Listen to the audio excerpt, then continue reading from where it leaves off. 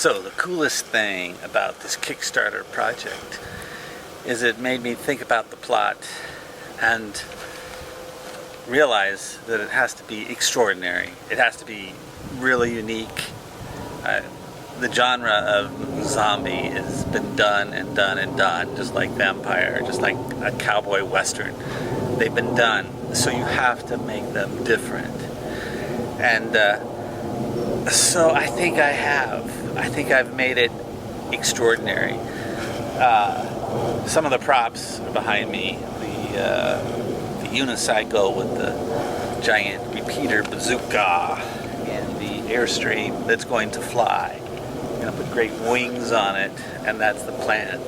It'll fly, and I'll have a giant inside the nose of the travel trailer, and he's got these giant clutches that he's standing up and moving back and forth for the gears, and he runs down the dirt path and eventually reaches speed. It'll be hilarious. So I started this project 5 or 6 years ago, and in the beginning it was very Mad Max inspired, and you can tell from some of the early photos and video clips, and now it turned into something more epic, and I got involved in the story, and it just had a life of its own.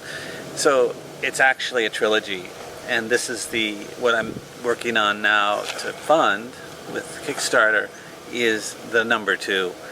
The first film would be we just put colonists on Mars. They begin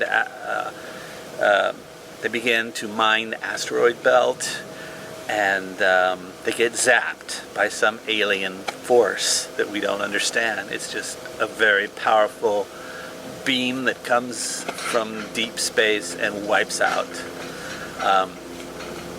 our base on Mars, as if, hey, you can't be messing with the asteroid belt because that's ours or something. Who knows? We don't know. Alien force zaps the Martian colony. It vaporizes, and we are panicked. And so the military does a rush job on creating a viable defense of the planet Earth. And part of that is making humans, synthesize them with robots, all sorts of different experiments, and one of them is a genetic experiment where they inoculate people with a product that alters the gene code. So like a starfish, the warrior could lose an arm in a battle, and it would regenerate like overnight. Their minds could be, Wi-Fi with the cloud, whatever. They would be they would be the super race of humans. And okay, so obviously that gets out of the lab, it sweeps the world, and now we have people that are raving lunatics because it wasn't perfected. Raving lunatics devouring the vegetation, devouring people, children, animals. They devour. The appetite is voracious. And so that's where we're at. In the first episode, we escape. We can't escape to Mars. We escape to go to Europa, which is an excellent choice, more so than even Mars. And we have ships already robot ships building habitat on Europa. And so now we're going to send 12 ships to colonize Europa, and it's not going to be colonists, it's going to be Russian oligarchs and American mega corporate CEOs and movie stars and anybody you can pay for, because it's all bribes, it's all this insanity of trying to escape. escape the planet that's under peril. And it's a battle even at launch, because the creatures, these mutated humans, are gaining foothold, and so some ships don't even launch. Anyway, our story is about a civilian contractor for the military, and he's a bodyguard for the Russian oligarchs within these American ships, and he's head of a team of soldiers, professional soldiers, and it's his story. And he, obviously he is a little bit different.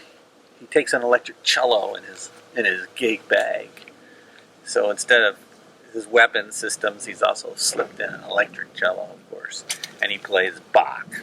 So this is a soldier that also has a soul. Okay.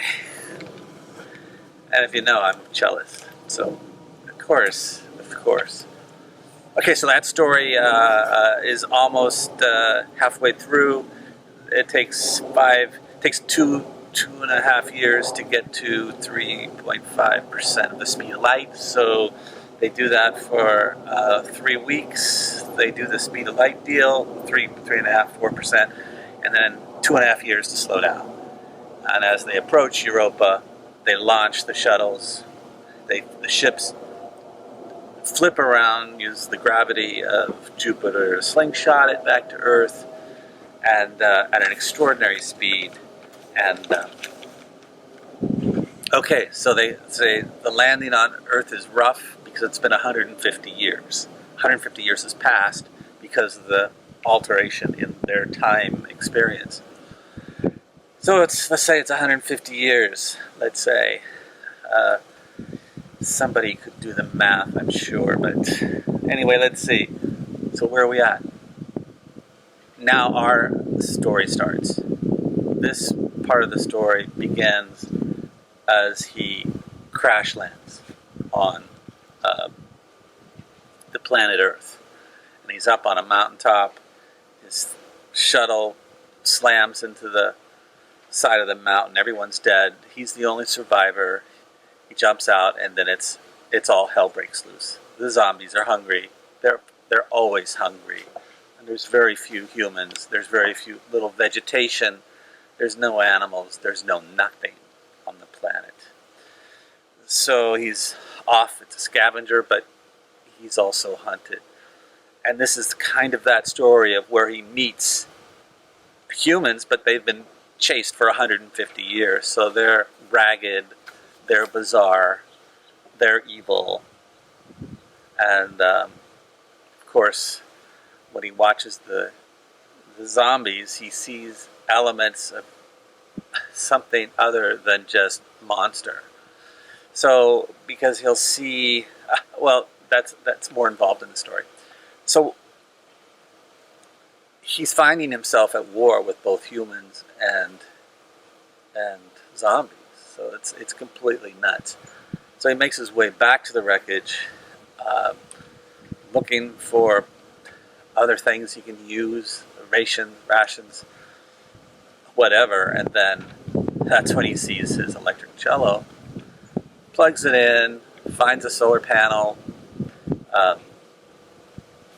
starts to play, and as the sun rises in the east, he opens his eyes, and they're shoulder to shoulder for as far as you can see for miles across the surface are zombies. And they're watching him. Their eyes are big. They begin to hold hands. Some weep, and the gray pallor of their complexion starts to change, become pink and red, and some black and brown, all the different shades of the rainbow, and they're all different shades of races of men. And ending, the third of the trilogy will be That's how that ends. It's like sort of cathartic. Like the music, I guess the way I'm seeing it is the music. This is way too much information, but the way I see it is the music somehow interacts with this, not a cellular thing, but the synapses in the brain. Something is triggered. And so what we'd experience with the zombies is just a child, pre-adolescent, screaming, hungry, starving for affection, starving for food, starving, doesn't understand the pain. And 150 years later, with the cello music, the brain is triggered, kaboom, they're now fully online. They are aware, they have feelings, they have intelligence beyond imagined, because they're locked into AI, they're locked into the cloud, whatever it is.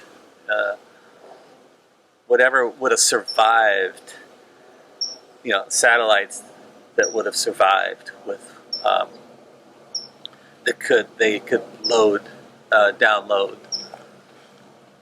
all the information known to man. So now, okay, so that's episode 2, but we don't quite understand all that. We don't need to. Episode 3, it's war. It's war with the alien force. So we're building fleets of ships where we have the humans are a super race of their cells never they, like the starfish, they can grow back limbs, but the cells, individual cells, don't age, and they completely repair themselves, so there's no aging. So they are immortal and incredibly strong. And so we see what happens. This alien war, I haven't quite figured it out. How, is it like War of the Worlds? Is it going to be a virus that kills the aliens, or is there some massive fleet from another star system that is chasing those aliens? But anyway, that's a story that I don't have a phantom of idea. But sometimes when you start with it, it begins to go. So cool. That's kind of an update and kind of a general thing about this project. And I'm really excited. And I will shop this thing and get somebody to pick it up, whether it's Amazon Prime or Netflix or whoever. And I look forward to all this sort of adventure. And I hope you enjoy what comes of it. All right. Ciao.